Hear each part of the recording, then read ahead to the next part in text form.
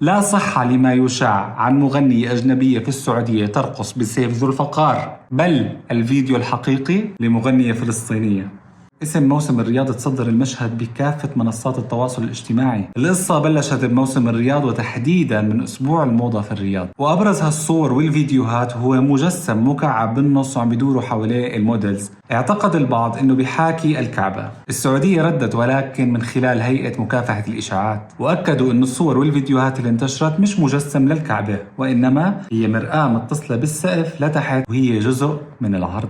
لكن الفيديو الثاني اللي انتشر على انه مجسم بحاكي الكعبة هو من اكتوبر 2023، لكن الهيئة اوضحت انه التصميم تقني بحت وما له علاقة بالكعبة. اما الصورة اللي كسرت الدنيا وقلبت السوشيال ميديا والكل حكى انها تسيء للامام علي، هي صورة للمغنية إليانا من اخر حفلة لها بنيويورك، وانتشرت هالصورة وقيل انها ترتدي سيفا يشبه سيف الامام علي المعروف بذو الفقار. اما الرد المبطن اللي حسيته مش ولا بند غير صحيح. الفيديو يعود للمغنية الفلسطينية التشيلية إليان عامر مرجية المعروفة باسم إليانا، والفيديو من حفلتها بنيويورك في أكتوبر الحالي. هيك قرأها مخي.